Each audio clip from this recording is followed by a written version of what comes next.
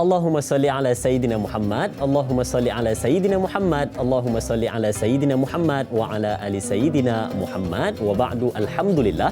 Pertama dan selamanya syukur pada Allah Subhanahu wa taala kita dipertemukan pada pagi ini di Tanyalah Ustaz, biar tahu jangan keliru, dan kita mulakan dengan lafaz Assalamualaikum warahmatullahi wabarakatuh diucapkan kepada semua penonton-penonton keluarga besar Tanyalah Ustaz. Mudah-mudahan dirahmati dan diberkati oleh Allah Subhanahu wa taala. Baik, mudah-mudahan berada dalam keadaan terus ceria di pagi hari yang Khamis ini, tanggal 7 Oktober 2021. Mungkin ada yang nak pergi ke mana-mana ataupun dalam perjalanan nak ke tempat kerja, sedang mendengarkan kita pada pagi ini, tak berkesempatan melihat di kaca TV di rumah, boleh melihat di mana anda berada menggunakan peranti anda di Facebook rasmi kita Tanyalah Ustaz TV3. Dan mungkin ada penonton-penonton yang ingin bertanyakan soalan berkenaan dengan topik perbincangan kita pada hari ini, bertemankan topik sirah tentang figura akhir zaman yang bakal kita bincangkan pada hari ini, tentang Zulkarnain. Bagaimana kupasan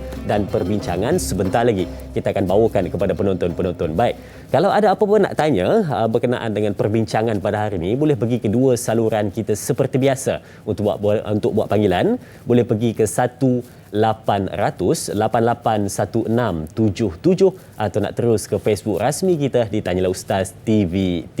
Tekan butang suka dan kongsi untuk sama-sama sebarkan kebaikan. Baik, berkenaan dengan Zulkarnain, figura akhir zaman yang kita bawakan pada hari ini, kita bakal ditemani oleh bintang ilmuwan, ahli panel yang kita bawakan khas kepada penonton-penonton, yakni tak lain dan tak bukan seorang arif juga di dalam penceritaan salasilah sahabat-sahabat salafus soleh dan juga tentang sirah ini. Kita bawakan kepada anda Al-Fadil Ustaz Zul Ramli Razali. Apa khabar Ustaz? Baik, alhamdulillah. Selamat datang di studio. Kalau perjumpaan lepas kita bincang pasal Julaibib. Kan, pasal Julaibib. Yang hari ini kita nak cerita tentang Zulkarnain. Jadi mungkin boleh dikupas dulu berkenaan dengan asas ataupun awalnya figura akhir zaman ini. Silakan. Okey, baik. Terima kasih Dan Yazrin dan juga para penonton yang bersama. Saya mohon izin untuk mulakan dengan lafaz yang mulia. Assalamualaikum warahmatullahi wabarakatuh. Memohon perlindungan daripada Allah dengan a'udzubillahi minasyaitanirrajim. Memohon keberkatan dengan bismillahirrahmanirrahim. Pujian kepada Allah, alhamdulillahirabbil alamin.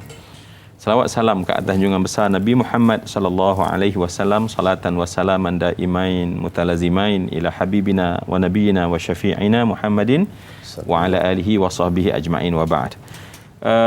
Penonton yang saya kasih, ya, dan Yazrin, kita nak berbincang hari ini tentang satu figura akhir zaman. Maknanya akhir zaman ni dia bermula daripada Nabi. Dikatakan akhir zaman adalah dia punya titik mulanya adalah daripada Rasulullah sallallahu alaihi wasallam, dan tanda kiamat itu bermula daripada kewafatan Rasulullah sallallahu alaihi wasallam. Mungkin menariknya perbincangan kita pada pagi ini dalam rancangan Tanyalah Ustaz ini adalah kerana yang kita katakan figura akhir zaman ini bukan duduknya di akhir zaman, ya, tetapi impact dia tu adalah sampai ke akhir zaman. Jadi itu mungkin clear lah. Mungkin sebab orang kata sirah ni adalah benda yang dah berlalu. So kalau akhir zaman ni masa depan. Betul. So adakah yang kita nak bincang ni adalah orang yang duduk di hadapan atau di belakang? So dia istimewanya adalah duduk di belakang. Bahkan dikatakan bersamaan dengan zaman Nabi Allah Ibrahim alaihissalam kalau menurut Ibn Kathir. Dan menjadi, kenapa disebut sebagai figura akhir zaman? Kerana Rasulullah sallallahu alaihi wasallam meminta kita untuk selamat daripada satu fitnah yang paling besar yang namanya fitnah Dajjal. Dan untuk selamat daripada fitnah Dajjal tersebut, kita manusia di akhir zaman perlu membaca surah Kahfi, ya. Dan dalam surah Kahfi itu, mau tak mau, maka mesti kita menjumpa figura ini. Kerana itulah para ulama menyatakan bahawa kenapa Rasulullah sallallahu alaihi wasallam yang sangat sayang pada kita, yang nakkan kebaikan dan minta jauh kejahatan daripada kita, minta baca surah Kahfi, sebab di dalam itu ada beberapa pokok-pokok pengajaran penting. Jadi insya-Allah mungkin daripada perbincangan kita sepanjang masa yang ada ini, insya-Allah kita akan ambil keluar salah satu tokoh, dan tokoh itulah yang kita akan lihat bagaimana kita boleh mempelajari, dan pastinya yang utama adalah menjauhkan kita daripada fitnah akhir zaman. Jadi itu maksud figure akhir zaman tu orang duduk zaman dulu, tetapi dia ambil dia untuk dijadikan kita penyelamat kepada fitnah akhir zaman, yakni fitnah Dajjal. Ya betul, kalau tengok pada tajuk tu dia nampak macam kita nak menceritakan tentang orang itu dia ada di zaman ini, yang mana dia berada di akhir zaman ni, tapi sebenarnya bukan. Yang kita ceritakan adalah tentang macam Ustaz kata tadi, dia ada di masa lampau, dia tidak ada di masa depan, tetapi apa yang dia bawa impaknya itu boleh sampai pada masa akan datang dan juga akhir zaman ini. Baik, kita juga nak tahu berkenaan dengan siapa sebenarnya Zulkarnain ini. Adakah dia seorang raja ke? Adakah dia ini seorang yang disebut sebagai pemikir, ataupun seorang yang bagaimana jalan kehidupannya itu? Kita akan kongsikan kepada penonton-penonton. Baik, untuk kita memulakan perbincangan kita setelah mukadimah sebentar tadi, mari kita ambil soalan di Facebook untuk permulaan pada hari ini dari sahabat kita, Hana Wan Chi. Baik, kita lihat soalannya. Assalamualaikum Ustaz, semoga sentiasa dalam rahmat Allah. Soalan saya, siapakah Zulkarnain di dalam ketamadunan Islam, dan sehingga dalam surah Al-Kahfi Allah Subhanahu wa taala memperkenalkan sebagai seorang tokoh agung zaman silam sehingga menjadi misteri. Kan, sehingga menjadi misteri. Baik, terima kasih kepada Hana Wan Chi atas soalan yang ditanyakan. Macam saya katakan tadi, siapa sebenarnya Zulkarnain ini Ustaz? Silakan. Baik, pertama sekali sebab kita menyebut tentang Zulkarnain ni dan kita wajib beriman tentangnya. Dia bukan soal macam setengah sejarah tu kita tahu tak apa, tak tahu pun tak apa, ataupun kita nak percaya tak apa, tak percaya pun tak apa. Baik, adapun tentang Zulkarnain yang kita panggil Zulkarnain ini, kita wajib mengimaninya, wajib, orang yang tidak mempercayainya makanya tidak mempercayai Quran itu sendiri. Maka tidak mempercayai Quran, maka dia telah tercabut satu prinsip keimanan, kepercayaan kepada kitab Allah, kalam Allah. Baik, kalau kita tengok pada Zulkarnain, untuk sebab nanti mungkin ramai yang menonton ni dah buat kajian, melihat, dan hari ni kita mudah jumpa mungkin dalam internet. Buku-buku Zulkarnain pun dah banyak. Buku Zulkarnain tu begitu banyak cerita, sehingga akhirnya kita pun tak tahu nak buat conclusion macam mana. Makin banyak akhirnya makin confused. Macam-macam version. Macam-macam version, macam-macam sudut pandang daripada penulis kan. Baik, adalah mudah untuk kita buat satu kesimpulan perbincangan. Kita orang kata memudahkan kita punya perbincangan. Zulkarnain ini sebab namanya jelas dalam Al-Quran, disebut namanya wa yas'alunaka an Zulkarnain. So Zulkarnain itu adalah nama yang memang ada dalam Quran, dan apabila dia nama dalam Al-Quran, dan dia adalah satu masa yang ma ghaba anna, maknanya bukan bersama dengan kita, termasuk dalam perkara gaib.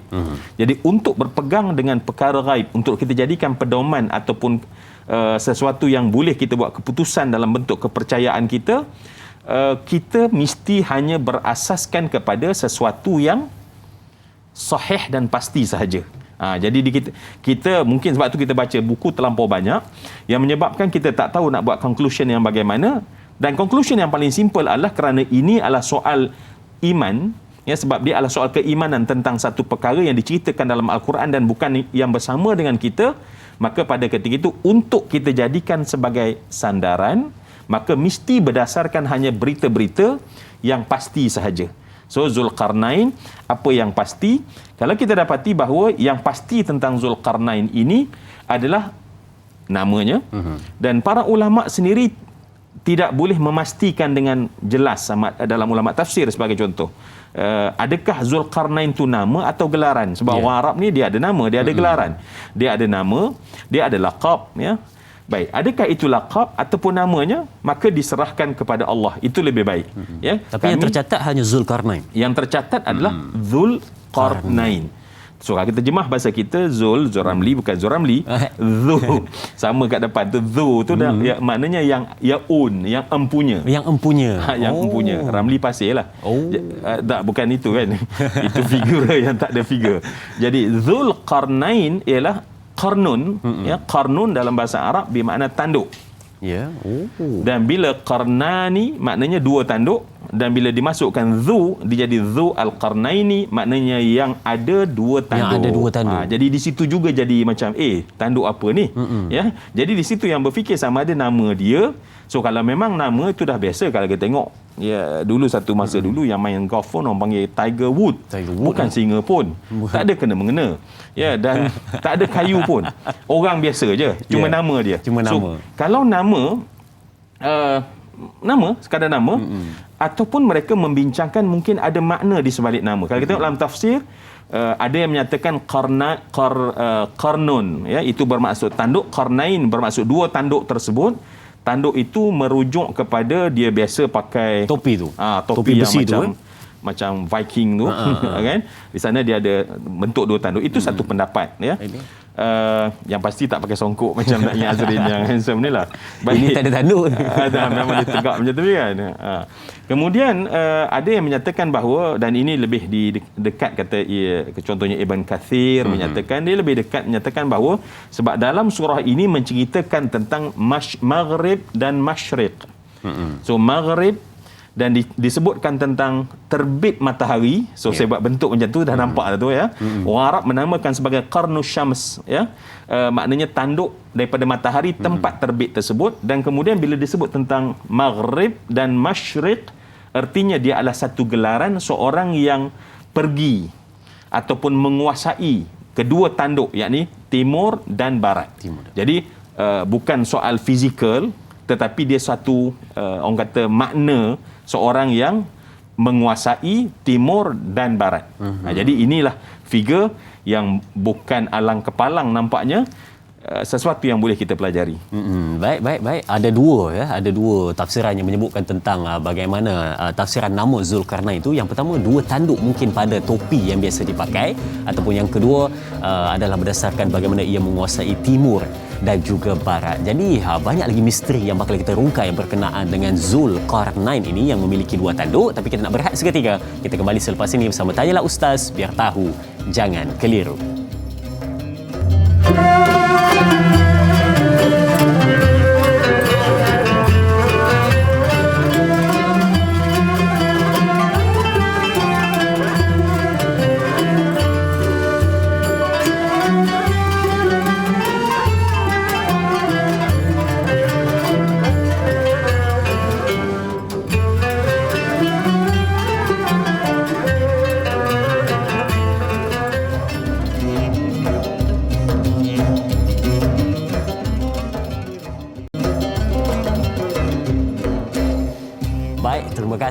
Terima kasih diucapkan kepada semua penonton yang terus menyaksikan kita pada hari ini. Perbincangan tentang figura akhir zaman, yang mana tertanya-tanya siapa figura ini, ataupun dia ni bukan hidup di zaman kita, bukan hidup di akhir zaman, tetapi kenapa topik perbincangan kita tentang figura akhir zaman, siapakah dia? Zulkarnain. Baik, sebenarnya dia hidup di zaman lampau, boleh dikatakan macam Ustaz sebut tadi, di zaman Nabi Ibrahim alaihissalam, dan dia punya impak dia, apa yang dia lakukan sampailah ke akhir zaman. Oleh kerana itu tajuk kita figura akhir zaman, Zulkarnain. Baik, kalau tadi kita dah bincangkan sikit berkenaan dengan Zulkarnain ini, namanya, dan kita nak lihat pula soalan yang seterusnya di Facebook dari sahabat kita Muhammad Faizal bin Ahmad. Mari kita lihat soalannya. Assalamualaikum, soalan saya, katanya, ada yang menyebut Alexander Zulkarnain, ada pula yang berkata Alexander bukan Zulkarnain. Kenapa Alexander the Great dan Zulkarnain dikatakan mereka adalah orang yang sama, sedangkan Zulkarnain adalah seorang Muslim yang soleh, manakala Alexander the Great orang musyrik? Mohon perkongsian ilmu dari Ustaz. Terima kasih. Terima kasih juga Tuan Muhammad Faizal atas soalan yang ditanyakan. Ini juga satu kekeliruan yang patut kita betulkan di antara Alexander the Great dan juga Zulkarnain. Silakan Ustaz. Baik. Soalan daripada saudara saya Muhammad Faizal. Muhammad Faizal, ya. Dikata ada yang menyebutkan. So mungkin kita dapat fahami cara mudahnya begini.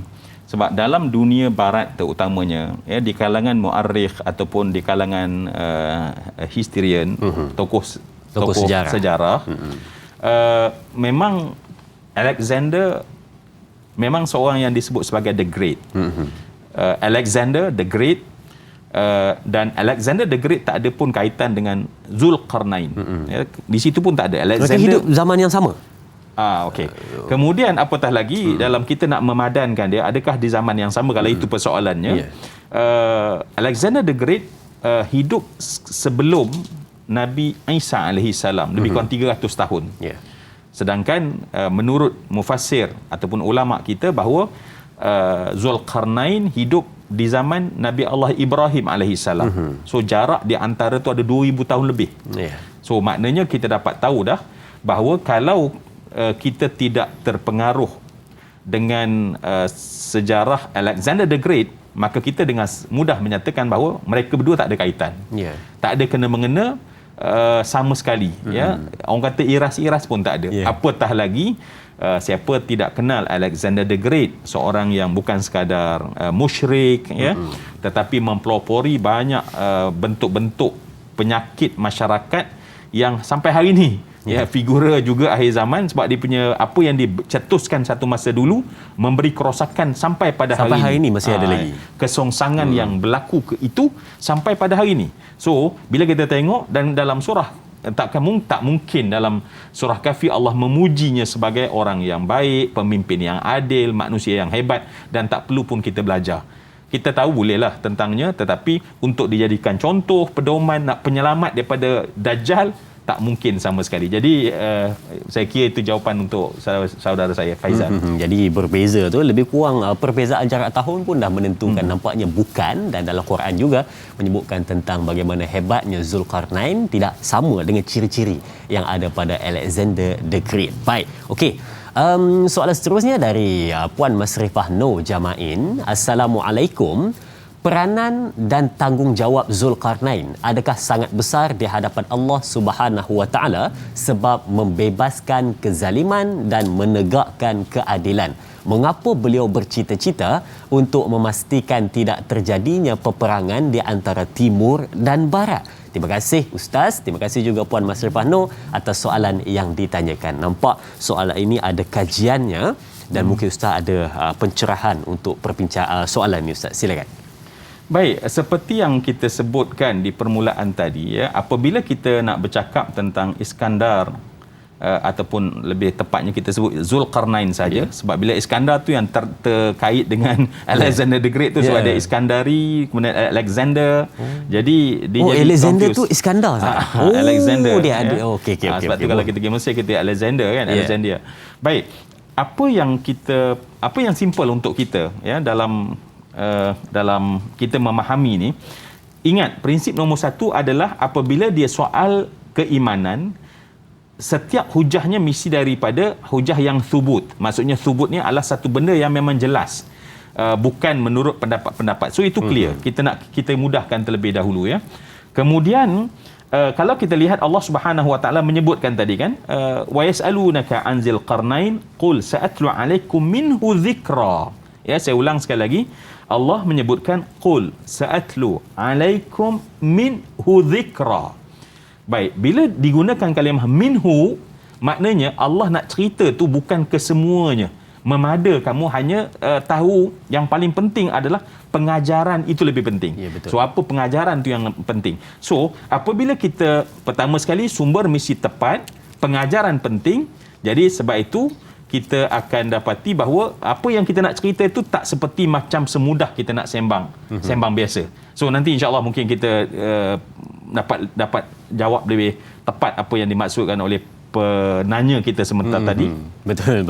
Baik, kalau disebut tentang figura ini Zulkarnain ini, pastinya penonton-penonton tertunggu-tunggu tentang satu poin yang sangat penting. Bila disebut tentang Zulkarnain, memang kita akan ingat tentang satu peristiwa ini. Tapi tak apa, sebentar lagi kita akan kongsikan dengan penonton-penonton bagi membuak-buak lu perasaan ingin tahu. Sebelum tu kita ambil dulu pemanggil di talian. Assalamualaikum. Waalaikumsalam warahmatullahi Ya Tuan, siapa di sana? wabarakatuh.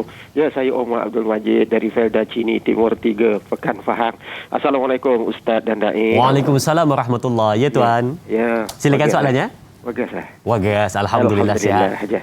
Jadi soalan saya begini Ustaz. Ya, Ustaz silakan. orang kampung saya juga ni.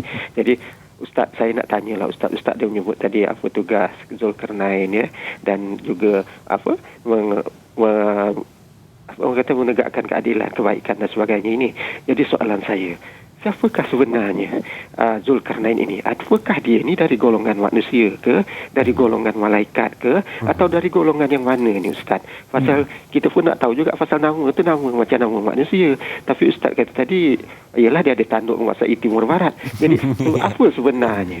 Siapa sebenarnya dia ni dan dari golongan mana? Sama ada golongan manusia ataupun dari golongan malaikat ini? Itu soalan saya Ustaz dan Da'i. Terima kasih banyak Ustaz dan Da'i. Assalamualaikum. Waalaikumsalam warahmatullahi. Terima kasih Tuan Omar atas soalan yang ditanyakan. Tuan Omar kata orang kampung, Ustaz. Orang Pekan. Oh iya ke? Semua orang Pahang tu tiba-tiba jadi orang kampung. Oh, Alhamdulillah, terima kasih. Itu satu yang menggembirakan saya. Saya ingat tapi Ustaz, janganlah kan nanti orang Johor kan kecil hati pula kan. Saya ingat Ustaz orang utara. Baik. Okey, berkenaan dengan soalan tadi Ustaz. Katanya lebih kurang macam soalan yang pertama tadi, tetapi lebih dalam. Katanya dia ni siapa sebenarnya, daripada golongan mana katanya. Silakan. Okey. Alhamdulillah, terima kasih Tuan Haji Omar ya. Nasib baik soalan tu, maknanya perjelaskan lagi beberapa kekeliruan kan. Baik, benar sebenarnya apa yang Tuan Haji Omar tanya tu sebenarnya itu juga yang dibahaskan oleh para mufassir. Bukan sekadar orang-orang biasa. Maksudnya para mufassir sendiri ada berpendapat bahawa sebenarnya Zulkarnain ini adalah ni kita kata ada yang menyatakan dulu ya. Kita letak dulu dalam poin-poinnya. Ada yang menyatakan dia tu malaikat. Mungkin dia kerana terlampau berkuasanya sebab kadang-kadang orang kata dulu masa saya kecil dulu kata kan Nabi Daud bila dia membaca Zabur ya, dedaunan berhenti. Kira jatuh tu berhenti. Berhenti. Dan saya percaya bahawa dia berhenti betul. Tetapi setelah kita belajar bahasa, berhenti itu adalah sebagai menunjukkan betapa sedapnya sehingga dedaunan berhenti, which is tak ada kena-mengena dengan daun yang berhenti. Kan beza tu. Faham. Dulu penyanyi terkenal di Mesir ada satu perempuan, dia kata kalau kita pergi Mesir dia kata sautuha sautul malaikah, suaranya suara malaikat. So kalau orang dengar bawa balik kata masya-Allah Ummu Kulthum suara malaikat, maka kita kata tentulah kalau suara malaikat, orangnya malaikat. Jadi nampak conclusion yang macam tu. Begitulah juga kerana hebat sangat penguasaan yang ada kepada Zulkarnain ini, sehingga ada yang menyatakan bahawa adakah dia malaikat secara fizikalnya, maknanya bukan manusia. Baik, kita letak dulu dalam poin. Ada yang menyatakan bahawa annahu nabi, dia tu manusia tetapi nabi. Baik, ada yang menyatakan bahawa dia adalah merupakan raja yang berkuasa. So ketika ditanya kepada Sayyidina Ali ibn Abi Talib tentang kekeliruan tadi 1, 2, 3, maka dia menjawab seperti yang dalam Quran. Maka yang paling sederhana untuk Zulkarnain adalah abdan salihah. Maka Sayyidina Ali menyatakan bahawa yang kita dah boleh menyebutkan dia bahawa dia adalah seorang hamba Allah yang soleh. Dan Ibn Kathir menyatakan bahawa dia tidak menafikan pendapat dia yang menyatakan bahawa abdan salihan itu adalah karakter umum. Adapun mungkin lebih jelas dia adalah seorang raja. So kalau macam tu kita bolehlah simpulkan Tuan Haji Omar, maknanya dia adalah seorang manusia dan bukan nabi. Bahkan serendah yang kita boleh berikan bahawa adalah abdan saleh, dan dia adalah merupakan seorang raja yang soleh, penegak keadilan, pendakwah yang terhebat, yang insya-Allah kita ada masa kita boleh bincang banyak tentang apa yang dilakukannya dalam usaha menggunakan kuasa yang ada padanya untuk memulangkan kembali kepada Allah, bukan untuk kepentingan diri sendiri. Ini pemimpin yang terbaik. Macam Ustaz nukilkan tadi yang mana Ustaz kata daripada Sayyidina Ali menyebutkan yang rendah sekali boleh dipanggil kepada Zulkarnain ini adalah hamba Allah yang soleh. Kita nampak macam rendah, tetapi sebenarnya itu adalah satu yang rendah tetapi sangat tinggi panggilan itu kepada Zulkarnain. Jadi kalau kita nak tahu di dalam Al-Quran ada namanya, bagaimana istimewanya Zulkarnain, sebentar lagi kita akan sebutkan kepada penonton-penonton semua. Baik, kita berehat seketika, kembali selepas ini bersama Tanyalah Ustaz, biar tahu jangan keliru.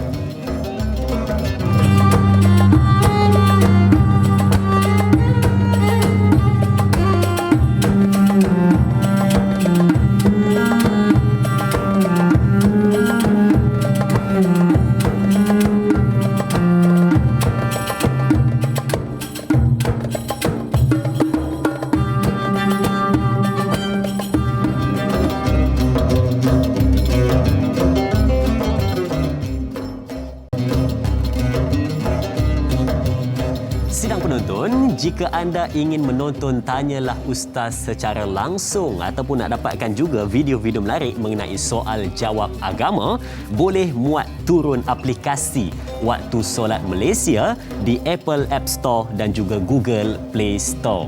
Ini satu aplikasi yang memudahkan untuk kita melihat Tanya Ustaz secara langsung dan juga banyak video-video yang kita sajikan di sana tentang soal jawab agama, pendek dan memudahkan anda. Baik, okey.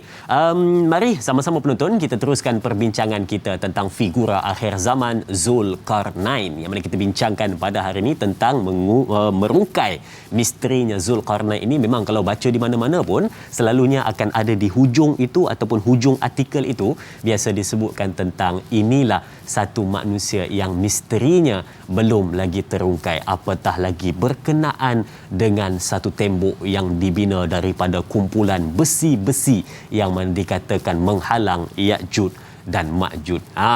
Kan langsung teringat. Asal jadi kata Zulkarnain siapa ni? Bila mana sebut tentang tembok itu baru teringat. Rupanya inilah di antara yang mengetuai di dalam membina tembok tersebut. Baik, okey, jom kita lihat soalan seterusnya di Facebook dari Laila Dila Rosa. Baik, okey. Assalamualaikum Ustaz. Soalan saya, siapakah sebenarnya sosok tubuh yang bernama Zulkarnain ini serta apakah keistimewaan yang ada pada beliau? Istimewanya dia bagaimana?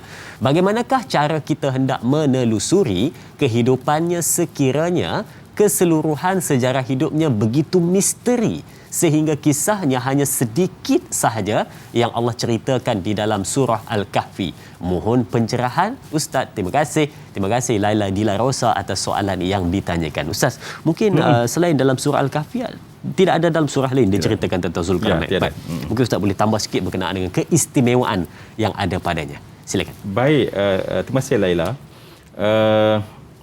Kalau kita kata dia misteri, macam saya katakan tadi, bila Allah menyebutkan kalimah minhu dhikra, ya, sa'atlu alaikum minhu dhikra, memang dalam Al-Quran ini, sebab dia bukan kitab sejarah, tetapi sejarah kena melihat Al-Quran itu sebagai rujukan. Maka ada ayat dalam Quran tersebut Allah nak cerita dia punya ibrah sahaja. Maka ketika itu Allah tidak menitik beratkan soal siapa, bila, di mana contohnya. Tetapi kalau kita nak katakan bahawa apabila Allah mengkisahkan tentang Zulkarnain, maka Allah memang agak blurkan dari sudut siapa, di mana, tentang dia. Ya. Tetapi ibrahnya jelas. Ya, ibrahnya jelas. Ibrahnya adalah tentang beliau merupakan seorang yang Allah berikan kuasa, kemudian dapat mempergunakan kuasa tersebut untuk dia melakukan kebaikan. Ya, nanti insya-Allah kita akan lihat bagaimana uniknya Allah Subhanahu Wa Taala menyebutkan tentang perjalanan Zulkarnain ini. Yang dalam perjalanan tersebut kita akan belajar apa seorang pemimpin patut buat. Apa yang ada kualiti pemimpin yang kita nak supaya, sebab antara fitnah akhir zaman yang saya sebut tadi adalah fitnah daripada kepimpinan. Maknanya jawatan dan kuasa boleh menjadi fitnah kepada kita. Ya, orang yang mempunyai kuasa, orang yang mempunyai kekuatan, maka dia akan datang fitnah pada dia. Fitnah tu maksudnya dia datang dengan kuasa itu dia akan menyebarkan keburukan. Ya. Zulkarnain adalah susuk yang memang secara khusus untuk bagaimana seorang pemimpin, tak kiralah di level dari peringkat mana sekalipun, melihat bahawa bagaimana tindakan Zulkarnain, dan itulah merupakan yang kita kena belajar. Dan ini sangat jelas. Yang misteri tadi adalah mungkin figure dia, siapa nama lebih tepat, bagaimana susuk tubuh di mana dia, susuk tubuhnya. Bukan itu fokus utama sebenarnya bila kita cerita tentang untuk yang kita katakan sebagai figure akhir zaman, untuk keselamatan kita di akhir zaman. Betul. Maknanya bila kita tengok Al-Quran 114 surah itu, maknanya bila ada satu-satu perkara yang disebutkan dalam Al-Quran, pastinya perkara itu kena diambil peduli dan kena dilihat sebaik mungkin, walaupun ringkas, tetapi sebenarnya kenapa, dan patut kita soal kenapa Allah letakkan dalam Al-Quran sebenarnya untuk memberikan pengajaran kepada kita dan cuba selidik sedikit berkenaan dengan Zulkarnain. Baik, soalan dari pemanggil di talian. Assalamualaikum. Assalamualaikum tuan. Waalaikumsalam. Ya, siapa di sana? Abdullah Osman daripada Seremban. Tuan Abdullah Osman dari Seremban. Ya, silakan soalan Tuan. Ustaz, ada dua perkara lah. Satu, pertama sekali ialah Ya'juj Ma'juj ni, dia adakah sezaman dengan Tuan, mungkin boleh dikuatkan sedikit suaranya sebab tidak berapa jelas Tuan. Ya'juj Ma'juj adakah sezaman dengan Zulkarnain ataupun sebelum, dan juga kaitannya dengan Dajjal, adakah orang yang sama? Dan lagi satu ialah tentang Zulkarnain ini ada keturunannya hingga sekarang. Terima kasih. Baik, itu saja soalan Tuan. Baik, terima kasih Tuan Abdullah Osman dari Seremban yang bertanyakan dua soalan. Kita dapat dua soalan dari Tuan Abdullah Osman. Yang pertama berkenaan dengan katanya, adakah dibinanya tembok itu kerana Ya'juj dan Ma'juj itu satu zaman dengan Zulkarnain, ya, dan juga berkenaan dengan Dajjal sebentar tadi, adakah satu zaman katanya lahirnya mereka, dan yang kedua berkenaan dengan bagaimanakah ada ataupun tidak mungkin orang kata apa, dia punya susur galuh ataupun sejarah ataupun peninggalan family-nya bak kata kita hari ini, Zulkarnain ini adakah masih ada sampai hari ini? Silakan Ustaz. Okey, saya minta Dayang Azrin tolong bantu saya. Boleh, 1, 2, 3 yang boleh. sebab saya tak dapat nak catit. Boleh. Saya ada masalah sikit pada pen saya. Yang pertama berkenaan dengan Ya'juj Ma'juj tadi, adakah sezaman? Adakah sezaman? Baik, sezaman itu pasti. Ya. Kerana apa? Sebab Allah menceritakan dalam Al-Quran betapa Zulkarnain menyelesaikan masalah yang didatangkan oleh Ya'juj wal Ma'juj. Kalau itu soalannya, maknanya memang sezaman. Mungkin soalan yang saya cuba dapat tangkap sebentar tadi adalah adakah lahirnya sama atau lebih awal? Ya, betul. So, okey. Untuk soalan itu Tuan Haji Abdullah yang saya kasihi, kalau kita lihat kepada athar ataupun kita lihat kepada hadis yang dihimpunkan sehingga dibuat keputusan oleh Ibn Kathir, menyatakan bahawa sebab keturunan untuk Ya'juj Ma'juj ini ada sebab dia adalah manusia. Itu adalah sesuatu benda yang pasti. Ya'juj Ma'juj bukan makhluk yang kita kata alien, bukan ada yang kata api air, bukan. Saya tak pasti api air itu, saya tak tahu apa kan. Tetapi yang pasti dia adalah daripada keturunan Nabi Adam, daripada keturunan Nabi Nuh, anak kepada Nabi Nuh. Yang disebut sebagai Yafith. Baik, daripada situ kalaulah kita kata asal usulnya di situ. Namun dia bertemu dengan Zulkarnain pada kisah ketika orang-orang merasai kejahatan Ya'juj wa Ma'juj, memohon pertolongan daripada Zulkarnain, dan berlakulah apa yang ditulis dalam Al-Quran. Itu nombor satu. Betul. Nombor yang kedua, dua, berkenaan dengan Dajjal. Adakah juga satu zaman dengan Dajjal? Yang kedua, adakah kaitannya dengan Dajjal? Dia ada kaitan apabila Nabi menceritakan tentang alamat kiamat besar. Ya, so bersamanya bukan Ya'juj Ma'juj itu Dajjal, dan bukan Dajjal itu Ya'juj wa Ma'juj, tetapi Nabi bila menceritakan tentang alamat kiamat, bila Nabi menyebutkan secara nubuat ya tentang berlakunya alamat kiamat, maka naiklah nama Dajjal, dan di sana naik juga nama Ya'juj wa Ma'juj, ya. Dan kalau saya takut terlupa Tuan Haji Abdullah, maka inilah di antara jariah yang kita katakan jariah besar seorang raja yang baik, maknanya menyelamatkan manusia daripada kejahatan Ya'juj wa Ma'juj, walaupun duduk ribu tahun yang lampau, tetapi usahanya menyelamatkan umat yang terkemudian. Namun oleh kerana nak berlaku hari kiamat, Allah lepaskan, maka masuklah lepasnya Ya'juj wa Ma'juj daripada pengepungan yang dibuat oleh Zulkarnain tersebut sebagai salah satu tanda daripada tanda-tanda besar akan berlakunya hari kiamat. So kita akan dengar kisah Nabi Isa, kita akan dengar tentang Imamul Mahdi, di sana adanya Ya'juj wa Ma'juj, dan puncak kejahatan di pihak sananya pula adalah daripada Dajjal. Baik, dan soalan yang ketiga tadi berkenaan dengan katanya ada tak lagi keluarga daripada Zulkarnain ini masih ada pada hari ini sampai sekarang, ada ke? Bagus soalan itu, sebab saya kira ya kalau kita lihat ramai daripada dek kerana hebat ni lah. So orang hebat ni memang macam itulah, ramai yang mengaku saudara kan.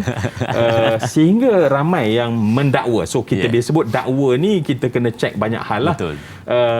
Sehingga dikatakan bahawa asal usul keturunan yang hebat dan memerintah itu adalah daripada Zulkarnain sebagai contoh.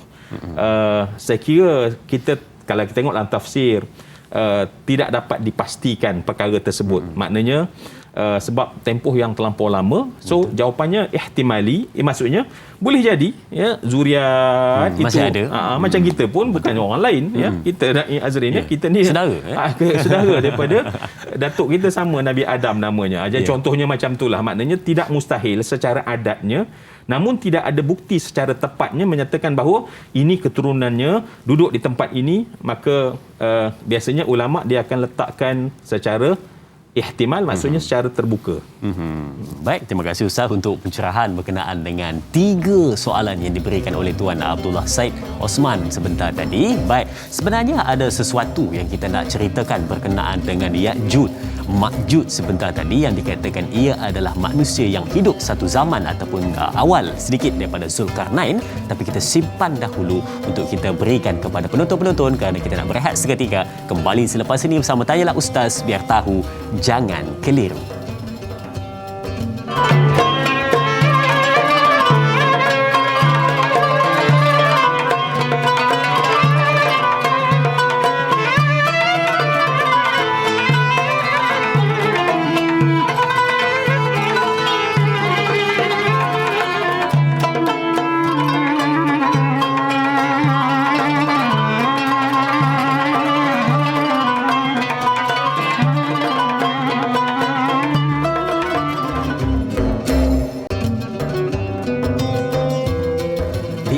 Namanya disebut di dalam surah Al-Kahfi di dalam Al-Quran, yang mana seorang yang disebut sebagai hamba Allah yang soleh memiliki 2 tanduk. Itu tafsirannya. Bagaimana caranya ataupun bagaimana sosok tubuhnya belum lagi dapat dipastikan, tetapi yang pasti namanya Zulkarnain dan kehebatannya boleh menguasai timur dan barat. Ini satu keistimewaan yang diberikan kepada Zulkarnain, dan di antara satu poin penting bila mana sebut tentang Zulkarnain pastinya berkenaan dengan Ya'juj wa Ma'juj. Baik, mungkin ada sedikit yang mungkin kita boleh tanyakan kepada Al-Fadhil Ustaz pada hari ini untuk memperbetulkan persepsi kita.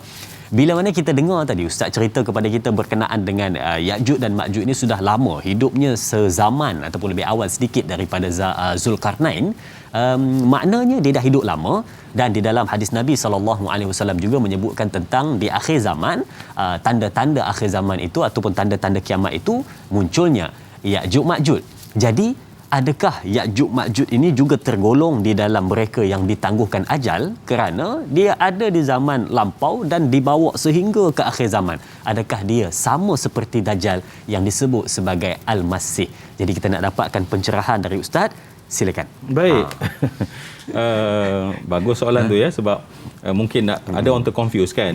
Sebab bila Dajjal ya, susuknya yang telah ada dulu dan ditangguhkan dan kemudian timbul di akhir zaman. So Ya'juj wa Ma'juj ya, ada lebih awal lagi. Kemudian ada juga di akhir zaman. So adakah mereka itu ada kaitan dari sudut yang disebut sebagai Al-Masih ataupun minal munzarin yang dikatakan yang disimpan atau ditinggalkan kan? Baik, untuk jawapan ini, Dajjal itu disebutkan sebagai sebegitu kerana apa? Sebab Dajjal itu adalah seorang. Dan seorang itulah yang ada pada masa dulu dan orang itulah yang keluar nanti di akhir zaman. Betul. Adapun Ya'juj wa Ma'juj ni adalah satu kaum. Dan kaum ini dia bergenerasi. So maknanya kaum itu ada sejak zaman dulu dan zuriatnya ada. Namun bila sampai akhir zaman nanti, walaupun sifat Ya'juj wa Ma'juj yang disebut oleh sebahagian ulama adalah berumur panjang ya, tetapi dia juga bila sebut umur panjang bukannya yang disimpan untuk sampai akhir zaman nanti. Ya. Jadi mereka itu ialah orang yang namanya sama tapi orang tu mungkin dah mati, tapi keturunannya atas nama yang sama akan keluar di akhir zaman. Jadi dia tak disebut sama macam Nabi Isa, dia tak sama macam Dajjal yang ada satu masa dulu dan orang yang sama keluar di akhir zaman. Jadi dia kedudukannya berbeza. Faham? Jadi maknanya orangnya dah berubah yang ada di akhir zaman nanti, tetapi sifatnya 100% tetap dibawa. Okey, baik. Jadi mungkin ada yang keliru bila mendengar tadi, tapi Ustaz dah betulkan, dah cerahkan kepada kita, semoga tidak keliru lagi. Baik, okey.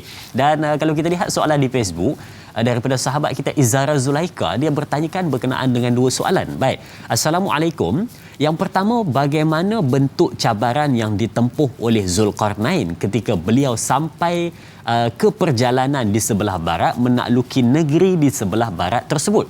Dan soalan yang kedua, berapa lama tempoh yang beliau berada di situ untuk penaklukan ketika di barat untuk penaklukan perjalanan ke negeri timur pula? Dia cerita yang pertama tentang penaklukan di barat, yang kedua tentang penaklukan di timur. Nak tanya sikit berkenaan dengan cabaran katanya. Boleh kita ambil soalannya? Izara Zulaika, silakan. Baik, terima kasih Izara. Baik. Betul, kerana Izara dia refer kepada Quran surah Kahfi, yang memang kita tengok, kalau saya nak mudahkan saja, bahawa route ataupun route perjalanan Zulkarnain itu, Allah sebut yang pertama adalah sampai ke Maghrib. Yakni ke barat, ya. Kemudian Allah ceritakan perjalanannya sampai ke masyriq, ya, matla' asy-syams, tempat terbit, yakni tempat tenggelam matahari. Kemudian di tengah-tengah itu yang disebut sebagai satu tempat antara dua lembah, kita katakan dua bukit, ya. Baik, sebenarnya kalau kita tengok, ya, ini penting untuk kita belajar bahawa siapa tadi, Zulkarnain. Dengan kuasa yang ada, yang Allah mudahkan, ya, yang Allah sebutkan sampai 3 kali, fa'atba'a sababa thumma atba'a sababa thumma atba'a sababa. Allah nak gambarkan betapa Allah berikan kepadanya jalan-jalan untuk cemerlang, dan dia mengikut jalan tersebut. So cemerlang ni dia ada jalan dia, track dia. So Zulkarnain dia memang follow jalan-jalan kecemerlangan ataupun prinsip-prinsip kecemerlangan itu memang ada kepada Zulkarnain. Ada orang dia nak berjaya tetapi jalan kejayaan dia tak lalu pun, ya. Akhirnya kita menjadi orang yang sangat idealistik ataupun orang yang sangat visionary, orang yang bervision tetapi tak lalu pun sebab dia tak dapat fa'atba'a sababa. So apa yang kita tengok, ya, kalau dalam ayat ketika dia pergi ke Maghrib, okey, tempatnya kita serahkan. Sebab kita tak tahu dengan tempat mana, sebab tak disebutkan dengan jelas. So bila Allah tak sebut dengan jelas, maknanya ada tujuannya. Apa tujuannya? Sebab bukan tempat itu penting. Tetapi nak menggambarkan bahawa penguasaannya sampai ke Maghrib, dan di sana dia menegakkan soal keimanan dan keadilan. Sebab dia berbeza. Mission dia untuk pergi ke Maghrib adalah untuk menegakkan keamanan dan keadilan. Maka sebab tu di sana diceritakan berhadapan dengan manusia yang kafir dan manusia yang mukmin. Dan kemudian dia memberi layanan kepada mukmin dan kemudian memberikan balasan sebentar di dunia sebelum mendapat balasan di akhirat nanti. Maknanya dia pergi dalam missionnya ke barat adalah untuk membetulkan soal keimanan manusia dan memberikan keadilan supaya orang yang menzalimi tidak dizalimi. Adapun bila sampai ke masyriq, maka missionnya berbeza. Sebab missionnya adalah pada ketika itu adalah menegakkan keadilan dan membangunkan ekonomi. So, kita dapati bahawa kat sini sebagai seorang raja yang ada kekuasaan, dia pergi ke Maghrib adalah untuk menegakkan keadilan. Cara menegakkan keadilan dengan membangunkan soal keimanan. Okey, saya ulang balik. Bila sampai ke masyriq, maknanya ke belah timur, maka ketika itu ayat tersebut peranannya pada ketika itu adalah untuk membangunkan ekonomi. Maksudnya nak membantu manusia supaya mereka itu selesa hidupnya di atas muka bumi. Itu gambarannya. Maknanya kita dapati kalau kita menjadi pemimpin, itulah vision kita, itulah mission kita. Membina keadilan dengan memakmurkan pembangunan sumber manusia sebenar dan kemudian membangunkan sumber bumi sebenar sehingga akhirnya wujud keadilan. So keadilan yang sebenar adalah apabila manusia dibangunkan dan menjadi baik, dan ketiga dunia dapat dibaikkan dengan orang-orang yang baik tersebut. Baik.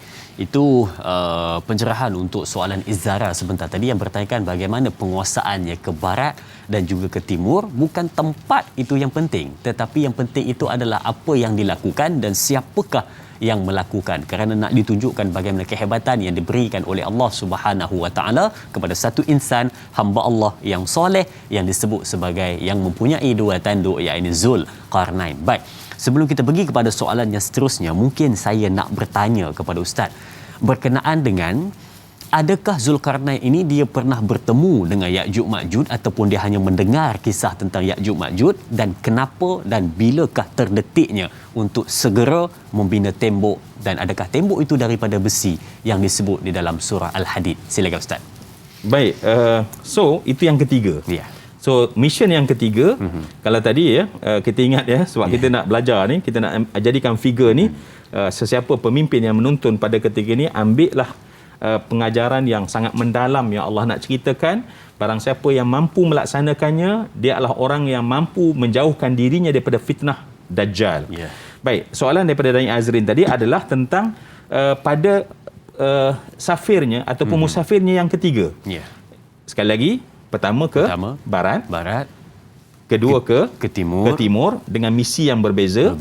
Maka seorang pemimpin ketika dia pergi kepada al-ittijah ila bainas saddaini, maknanya kepada dua lembah, dua bukit tersebut, yang di sana adalah misinya pada ketika itu adalah menegakkan keselamatan.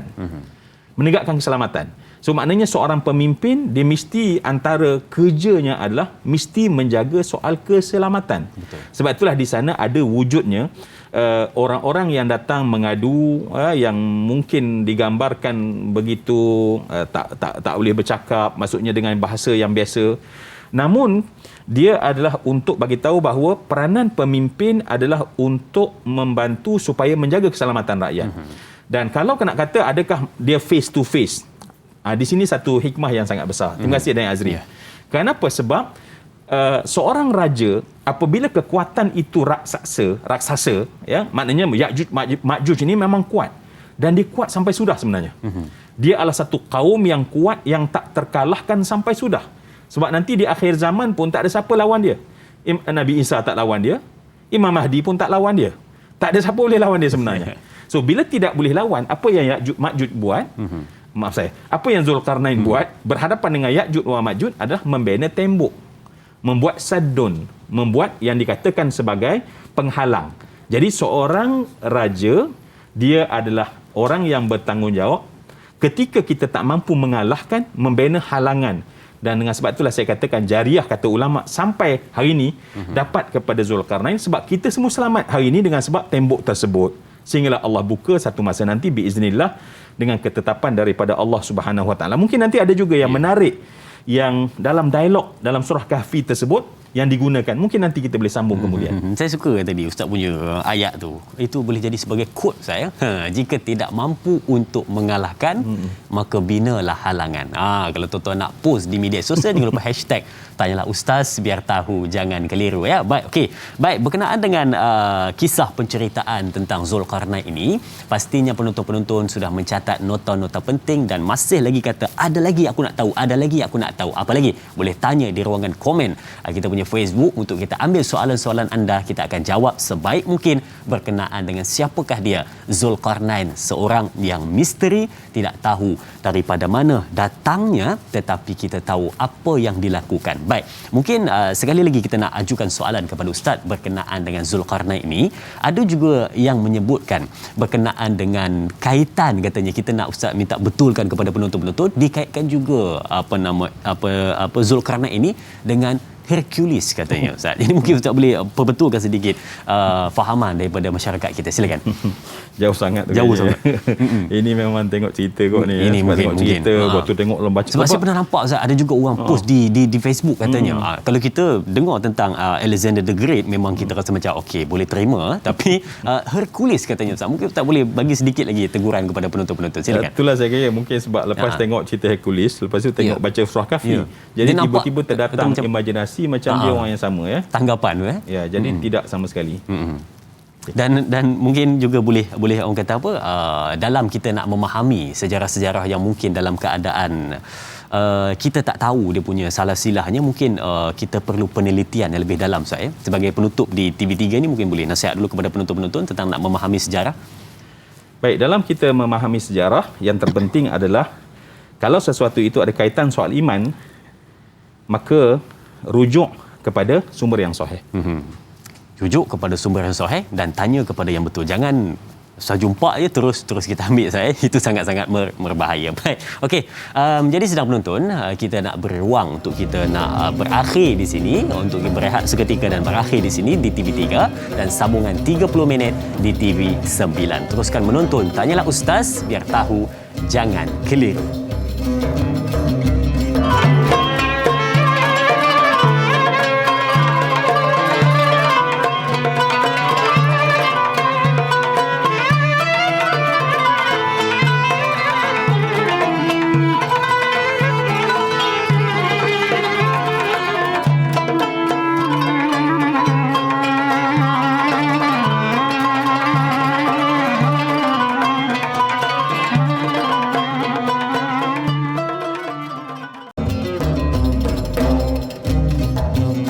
Sidang penonton, jika anda ingin menonton Tanyalah Ustaz secara langsung dan nak dapatkan video-video menarik mengenai soal jawab agama, boleh sila download, sila muat turun aplikasi Waktu Solat Malaysia di Apple App Store dan Google Play Store. Dan di sini memudahkan anda bagi mungkin nak menonton Tanyalah Ustaz secara langsung, mungkin tak dapat lihat di kaca TV, boleh gunakan aplikasi Waktu Solat Malaysia. Download sekarang. Baik. Okey, penonton-penonton, jom kita kembali untuk meneruskan perbincangan kita berkenaan dengan Zulkarnain yang masih lagi ada kita nak kongsi kepada penonton-penonton semua, apatah lagi tentang poin yang paling penting, yang paling kita nak tahu dan paling menggemparkan adalah bila mana disebut tentang tembok yang dibina. Kita belum lagi kongsikan kepada penonton-penonton tentang kisah ini. Baik.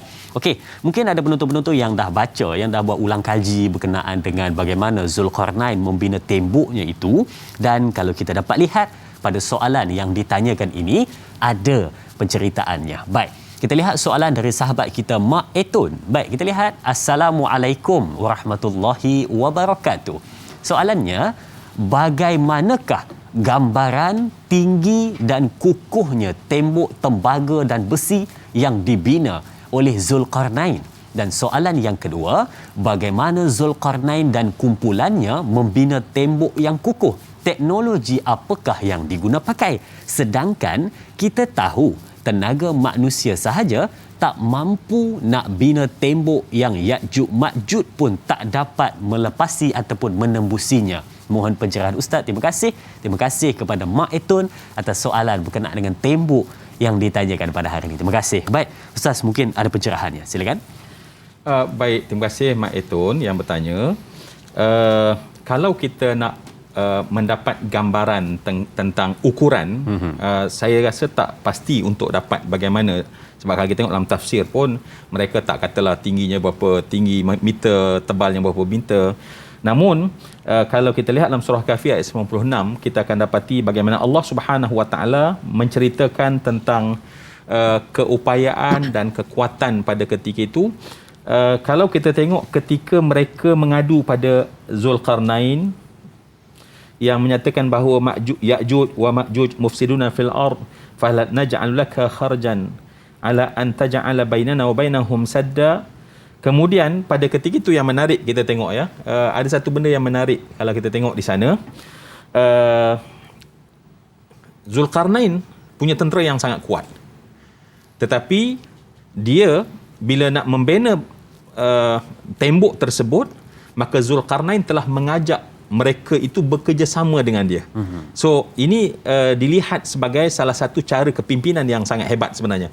So itu cara kerja. Mungkin kita boleh kembang lepas ini, tetapi untuk Mak Etun sebentar tadi, apa yang boleh kita gambarkan kukuh tak kukuhnya adalah sejak ribuan tahun sampai sekarang, sekuat-kuat Ya'juj wa Ma'juj tapi masih belum mampu dapat melepasi benteng tersebut. Maknanya itu dah memberi gambaran kepada kita betapa satu teknologi, satu kekuatan yang memang Allah beri kepada pada Zulkarnain dan kemudian dia dapat menggunakan tenaga, hasil dan membentuk kualiti yang sangat hebat. Maknanya lebih dari 1000 tahun belum lagi dapat ditembusi. Lebih dari 4-5 ribu tahun. 4-5 ribu tahun lebih lagi tu. Saya sebut 1000 tetapi sebenarnya lebih daripada 4-5 ribu tahun masih belum dapat ditembusi. Dan soalan kedua tu katanya, adakah dibina sendiri oleh Zulkarnain dan juga kumpulannya ataupun ada teknologi yang diguna pakai? Ya, yang kita boleh dapat dalam Al-Quran menceritakan bahawa Zulkarnain mengajak orang tempatan yang mengadu tersebut bergabung tenaga, menggunakan sumber tempatan yang ada, teknologi yang ada pada pada Zulkarnain, dan itulah saya kira formula ataupun kesimpulan yang kita boleh dan kita boleh belajar daripada sana sebenarnya. Seorang pemimpin, dia bukan hanya muntah dan beri, tetapi mengajak dan mengangkat potensi, bergabung kepakaran dan tenaga manusia menghasilkan penyelesaian yang penting keselamatan. Betul. Kalau kita fikir macam mana boleh terjadinya 1 dari 10 keajaiban dunia iaitu piramid, jadi mungkin kita boleh anggap benar juga bagaimana terjadinya tembok yang dibina oleh Zulkarnain. Itu adalah bagaimana kepakaran dan kehebatan pada zamannya. Baik, kita ada pemanggil di talian. Assalamualaikum. Assalamualaikum. Waalaikumsalam warahmatullahi. Ya tuan, siapa di sana? Ilyas daripada Air Hitam Pulau Pinang. Tuan Ilyas dari Air Hitam Pulau Pinang. Ya, silakan soalannya tuan. Assalamualaikum Ustaz. Assalamualaikum warahmatullahi. Saya nak tanya, Ya. manakah terletaknya dua gunung yang disebutkan itu? Dan juga Ya'juj Ma'juj ni juga adakah berasal susuk tubuh ni menyerupai seperti yang saya faham seperti Mongolia, Rusia ataupun di sebelah China, antara China dan juga Rusia. Susuk tubuh ni nampaknya sasar lah. Jadi saya nak juga. Itu saya soalan tuan. Dan keduanya Ya. tentang tembok yang dibina dengan yang kukuh ni, adakah campuran besi dan juga tembaga yang saya fahamkan dalam Al-Quran ada tersebut. Itu saya soalan. Okey, Terima baik. kasih. Assalamualaikum. Waalaikumsalam warahmatullahi. Terima kasih Tuan Ilyas Abu Bakar atas soalan yang ditanyakan berkenaan dengan 3 sebenarnya saya dapat ya. Kalau Tuan Ilyas kata tadi 2 tapi sebenarnya 3. Yang pertama berkenaan dengan di mana terletaknya 2 bukit yang disebutkan. Yang kedua berkenaan dengan susuk tubuh Zulkarnain ini adakah ala-ala katanya. Ya'juj Ma'juj sosok tubuh Ya'juj Ma'juj ini macam orang Mongol katanya tadi ya. Dan yang ketiga berkenaan dengan adakah benar campuran besi dan tembaga di dalam pembinaan tembok yang dibina oleh Zulkarnain. Silakan Al-Fadhil Ustaz. Baik, terima kasih Tuan Ilyas. Encik Ilyas ya, yang kongsi dan sangat bagus untuk kita bincangkan. Baik, kalau kita lihat pertama sekali di manakah lokasi ya? Baik, memang kita tengok dalam tafsir, memang ada ulama-ulama tafsir yang mengandaikan ya, membuat beberapa andaian-andaian. Dari tengok dalam hadis Nabi, susuk tubuh yang digambarkan, di mana mungkin orang yang dikatakan bermasalah yang mengadu itu, dan kemudian gambaran bentuk muka bumi ini, itu maka memang kita akan mendapati contohnya nama-nama yang dipetik ya. Kita boleh membacanya, kita boleh mengetahuinya, tetapi selebihnya kita berserah kepada Allah. Sebab ingat, ini adalah persoalan yang tentang soal keimanan ya. Banyak benda yang belum lagi diketahui oleh manusia kerana dia termasuk belum lagi nak dibongkar oleh Allah Subhanahu Wa Taala. Jadi tak hairan kalau kita jumpa memang nama seperti Azerbaijan ya, kita jumpa seperti Atrak ya, Mongol, Sin, China, semua itu adalah gambaran-gambaran yang memang ada disebut. Namun bukan dalam Al-Quran tetapi sebagai kesimpulan ataupun ijtihad pada pemikir pada masa itu ya. Jadi macam kita katakan, bila sesuatu itu diceritakan tentang perkaranya blur, bukan itu benda yang Allah suruh kita zoomkan ya. Namun untuk perkongsian ilmiah, maka memang para mufassir, para muarrikh mengkaji tentang perkara tersebut. Itu yang pertama kan? Yang pertama. Okay. Yang kedua berkenaan dengan susuk tubuh Ya'juj Ma'juj. Ya, berkenaan dengan susuk tubuh Ya'juj wa Ma'juj kerana dia manusia ya. Ibn Kathir sebagai contoh dan juga mufassir yang lain menyatakan bahawa yang pasti dia manusia itu dulu. Ya, sebab bila manusia dia ada susuk asas dia, kepala, tangan, kaki. Yang berbeza mungkin bangsa dengan bangsa adalah saiznya ya, saiznya, bentuknya, tetapi asasnya adalah sama.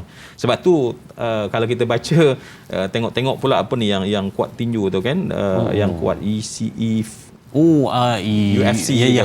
Contohnya, maaf saya. Kan? Kalau kita tengok dalam tafsir, hunaka fi Dagestan. Ya, dalam kitab kata fi Dagestan. Maknanya orang-orang Dagestan. Ya, bila tengok, wow, memang ramai juga dia orang kuat-kuat ni kan. Kenapa? Sebab orang yang mengkaji hadis ataupun tafsir melihat susuk-susuk yang digambarkan oleh Nabi dan kemudian memang tepat ke arah daerah yang sebegitu ya. Kemudian yang ketiga tentang keupayaan kekuatan besi bergabung dengan tembaga ni itu. Ya. Teknologinya satu benda yang sangat mengejutkan saya sebenarnya. Hari ini kalau kita tengok tentang kajian terhadap pedang-pedang sebagai contoh ya. Sebab pedang yang terbaik ialah pedang Salahuddin Al-Ayyubi. Ya, kalau kita tengok lebih baik daripada pedang katana yang dibuat dan dikeluarkan oleh Jepun. Dan satu kesimpulan yang saya dapati dari perbincangan ilmiah mereka tentang teknologi besi dan pedang, mereka menyatakan bahawa teknologi besi dan pedang ini telah hilang. Yang menyebabkan kerana teknologi itu hilang, ilmunya hilang, hari ini orang tak boleh nak dapat kualiti yang sama. Keupayaan pedang yang digunakan oleh Salahuddin Al-Ayyubi dan orang-orang yang terdahulu yang menggunakan teknologi tersebut, sampai pada hari ini walaupun kita moden di satu pihak, tetapi ketika hilang ilmu dan teknologi tersebut, maka kekuatan pedang yang sebegitu tak dapat dan tak boleh mereka bina kembali. So, apa yang saya nak sampaikan dalam kisah besi tembaga tentang teknologinya tersebut, mungkin di antara teknologi yang tak terdapatkan pada hari ini, yang telah hilang. Jadi keupayaan yang ada pada Zulkarnain sehingga akhirnya tembok tersebut menahan keupayaan dan kekuatan menyelamatkan kita daripada fitnah, daripada Ya'juj wa Ma'juj. Memang saya boleh hanya jawab bahawa teknologinya itu memang sesuatu yang ampuh, dan itu yang disebut oleh Allah dalam Al-Quranul Karim tentang proses bagaimana mereka membentuk tembok tersebut. Maknanya dia mempunyai satu kajian yang sangat tinggi ya, bila mana nak gabungkan di antara tembaga dan juga besi itu, kalau takkan boleh mampu bertahan kurang ataupun lebih kurang ya 5,000 tahun untuk menampung Ya'juj dan Ma'juj yang dikekang di situ, menghalang daripada melakukan kerosakan di muka bumi. Baik, kita berehat seketika, kembali selepas ini bersama Tanyalah Ustaz, biar tahu, jangan keliru, jangan ke mana-mana.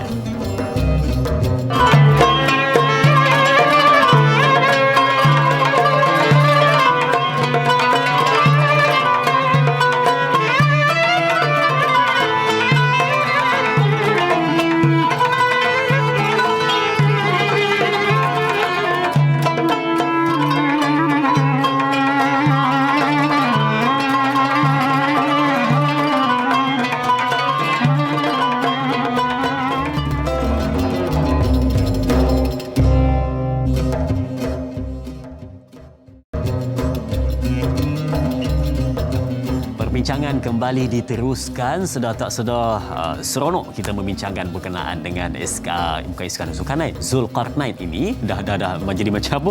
Dah biasa sebut kan nama orang kawan-kawan kita Iskandar Zulkarnain. Jadi pagi ni pun tersebut Iskandar Zulkarnain. Tapi kita bincangkan tentang Zulkarnain. Seronok kita bincangkan tentang bagaimana kita nak melihat ibrahnya, kita nak ambil pengajarannya. Bukannya disuruh untuk kita cari selidik bagaimana susu galonya, tetapi yang di-highlightkan dalam Al-Quran adalah lihat bagaimana yang disampaikan tentang jasanya, pengorbanannya dan apa yang dia lakukan untuk menjaga masyarakat daripada dulu sehingga kini. Sebab itu disebut sebagai figura akhir zaman. Orangnya ada di masa lampau tetapi dia punya jasanya berkekalan sampai ke akhir zaman. Baik, okey.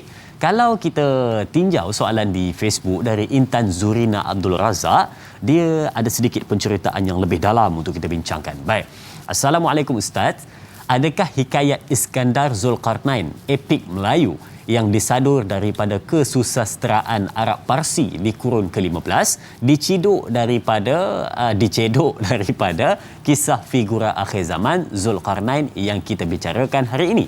Dan soalan yang kedua, memandangkan terdapat pelbagai versi maklumat tentang Zulkarnain, versi yang mana satukah patut dipercayai oleh kita sebagai seorang Islam, Ustaz? Terima kasih kepada Intan Zurina Abdul Razak atas soalan yang ditanyakan. Dan mungkin Ustaz boleh jawab soalan yang kedua dulu, Ustaz. Dia kata banyak sangat, dia kata yang mana kita kena percaya, yang betul, yang diyakini. Ya, terima kasih kepada Intan Zurina ya. Benar. Kerana kalau kita Google sekarang pun ya, kalau kita Google saya kira yang wallahualam mungkin sebab modify itu daripada orang kita akan mendapati bahawa dalam Google tentang Zulkarnain ataupun Iskandar Zulkarnain, di hujung tu yang menariknya adalah tentang pendapat hikayat Melayu. So dalam international punya kajian pun menceritakan tentang bahawa hikayat Melayu tentang Iskandar Zulkarnain itu juga dimasukkan sebagai pengukuhan maklumat tentang Zulkarnain itu sendiri ya. Jadi tentang perkara itu saya kira macam kita dah sebut daripada awal tadi ya. Sebab ini adalah soal benda yang ada dalam Quran, dan Quran ni khabarnya mutawatir, dan kemudian dia adalah memberi manfaat kepada ilmu daruri disebut, dan sifatnya adalah jelas. So bila jelas, sebarang nak menjelaskan dia lagi tu, nak menafsirkan dia tu, maka dia tidak bergantung kepada hikayat. Ya, hikayat ni makna cerita-cerita yang mungkin sumbernya kita tak dapat kenal pasti. Untuk baca dalam bentuk kesusastraan, ya, bila sebut kesusastraan maknanya kita menggalinya dari sudut bahasanya, ya, bukan daripada autentik ceritanya tentang Zulkarnain tersebut. Jadi tak apa, kita orang kata poskan dan letak kat tepi, jadikan dia sebagai bidang kesusastraan ya. Sebab tu cantik apa yang Intan Zurina katakan, sebab version terlampau banyak, so macam mana kita nak buat sekarang ni kan. Jadi makin confused, makin tanya makin confused, makin search makin confused. Yalah. Makin Google makin sepatutnya bila belajar makin cari makin tahu, tapi bila mana buka saja cari makin belajar makin keliru. Jadi kalau dah Ustaz dapat simpulkan secara ringkas mungkin yang patut kita tahu tentang Zulkarnain ni apakah dia? Baik, yang patut kita tahu bahawa sumbernya dia mesti balik kepada apa yang kalau kita anggap itu sebagai sederhana, maksud sederhana tu maknanya tak detail, tingginya berapa, maka sumbernya mesti balik kepada Al-Quran, kerana dia adalah kisah Quran. So bila kisah Quran based on kepada apa yang ada dalam tafsir Al-Quran. So version pada yang ada pada tafsir kita ambil, dan sebab itu kesimpulan yang disebut oleh ulama tafsir adalah figurnya, masanya, tempatnya adalah sesuatu yang tidak jelas, tetapi ibrahnya yang tu yang kena buka betul-betul. Kalau kita mungkin nanti dalam pengajian tafsir kita akan buka ibrah, apa yang kita pelajari, apa yang dibuat dengan betul oleh Zulkarnain sepanjang kerana itu dia dipuji oleh Allah, yang tu memang kena jelas. Itu cara bagaimana kita nak interaksi, dan kita tak payah memaksa diri kita untuk Allah tak tahulah nama dia, nombor IC dia, figure susuk tubuhnya. Itu memang sesuatu yang lazim ya. Dan kalau kita macam contoh Ustaz lah dalam melihat tentang kisah Zulkarnain ini, memang tak ada disebutkan berkenaan dengan bagaimana pengakhiran hidupnya setelah dia membina tembok tu semua. Memang tak ada Ustaz. Sedikit komen dari Ustaz. Ya, betul. Kita boleh menjumpainya, tetapi kebanyakannya daripada kisah yang kita kata Israiliyat. Maknanya datang daripada catatan-catatan ataupun kitab-kitab yang datang daripada Israiliyat ya. Walau bagaimanapun ada hadis-hadis dalam Sahih Muslim, Sahih Bukhari yang menceritakan. Namun dalam sumber yang terhad tersebut dah memada untuk kita sebenarnya. Kadang-kadang orang kata apa? Less is more. Sikit tu dah banyak sebenarnya. So begitu juga dalam konteks bila kita dapat maklumat sikit je tentang figure akhir zaman ini, tetapi sebenarnya more kita dapat ya. Sebab kalau kita bagi more, dia jadi tak cantik, sebab kena campur dengan benda-benda tak betul. So sedikit tersebut sudah memada kerana Allah sendiri yang menentukan had tersebut untuk kita tahu ya. Dan itu juga merupakan respon daripada soalan orang-orang Yahudi nak mencabar tentang Nabi SAW ada dalam batas ilmu wahyu Nabi tentang Zulkarnain, dan Nabi menjawabnya, dan saya yakin jawapan Nabi pasti lebih benar ya daripada apa yang diketahui oleh orang Yahudi yang bertanya soalan itu sendiri. Saya pernah kalau tuan-tuan pernah tengok ya dalam kajian yang buat tentang contohnya Firaun lah ya. Dalam kutub samawi yang lain ya, dalam kutub samawi yang lain tak ada nama yang disebut sebagai Haman, pembantu kepada Firaun. Dalam Al-Quran Haman diulang berulang-ulang kali. Jadi pada ketika itu orang dah mula kata bahawa dalam kutub samawi yang lain tak ada Haman, dalam Quran ada Haman. So orang mencabar menyatakan bahawa Al-Quran tidak betul, sehinggalah sekarang agak baru bila mereka baca apa yang tertera pada tulisan-tulisan lama di Mesir, baru mereka tahu bahawa ada satu susuk yang memang dekat dengan Haman yang ada dalam Quran. Jadi sebab itu, bukan kitab samawi lain mengesahkan Al-Quran. Al-Quran itu yang sebenarnya menjadi pedoman sekiranya di sana, di sini, dalam sumber-sumber lain tersebut terdapat kekurangan-kekurangan. Sebenarnya banyak lagi kisah-kisah yang sebegini ataupun kes yang sebegini yang sebenarnya ada dalam Quran, tidak ada dalam kajian intelektual yang lain, tetapi kemudian baru mereka tahu bahawa benar Quran tersebut setelah mereka melalui pengkajian yang lebih mendalam. Jadi memang ada sedikit sahaja disebutkan tentang Zulkarnain di dalam Quran surah Al-Kahfi, dan sebenarnya less is more. Sikit itu tapi sebenarnya dah banyak, dan boleh disimpulkan maknanya adalah cukup sekadar itu yang kita tahu, dan lihat apa yang disampaikan lebih, iaitu ibrahnya. Baik, okey, soalan seterusnya daripada sahabat kita dari Sahziatul Sidik. Katanya, Assalamualaikum, soalannya bagaimana Zulkarnain berbicara kepada kaumnya yang tidak memahami bahasa yang ketika itu dan selepas itu dapat difahami untuk dibina satu tembok. Baik, apakah ketika itu ditawarkan upah untuk melaksanakan tugas untuk membina tembok itu? Bagaimana reaksi Zulkarnain? Apakah ibrah dan pengajaran dari peristiwa itu untuk dikaitkan dalam pentadbiran ketika ini? Baik, terima kasih kepada sahabat kita Sahziatul Sidik atas soalan yang ditanyakan. Mungkin ada sedikit jawapan dari Ustaz. Sila. Baik, terima kasih Sahziatul Sidik. Ya. Baik. Mungkin soalan tu pun dah macam nak ujung-ujung. Ya, betul. Kerana dalam surah Kahfi pun akhirnya itulah cerita hujungnya. Ya, cerita tentang bagaimana satu kaum la yakaduna yafqahuna qawla, yang seakan-akan tak boleh difahami perkataannya. Maksudnya itulah Allah nak gambarkan rencamnya apa yang dijumpai oleh Zulkarnain dalam safar beliau, ya, ataupun jaulah dia dalam musafirnya, timur barat, barat timur, jumpa baina saddaini. Baik, maka saya kira dia dah soal komunikasi sajalah, dan soal bagaimana komunikasi itu juga digambarkan oleh Allah Subhanahu Wa Taala, dan di situ juga nak bagi tahu bahawa walaupun dalam bentuk sangat minima, medium komunikasi, tetapi nampak apa hasilnya Allah nak tunjuk. Hasilnya adalah dapat hasil yang sangat hebat dan luar biasa. Maknanya kekurangan dalam konteks komunikasi verbal antara manusia dengan berbeza, bahasa kita mungkin bahasa orang lain, tetapi itu tidak menjadi penghalang untuk kita kalau sekiranya ada satu tujuan atau matlamat yang jelas.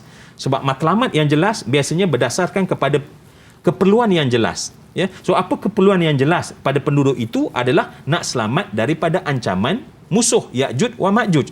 Itu adalah interest yang sangat jelas, dan interest tersebut, ya, kepentingan tersebut datang kepada raja yang adil.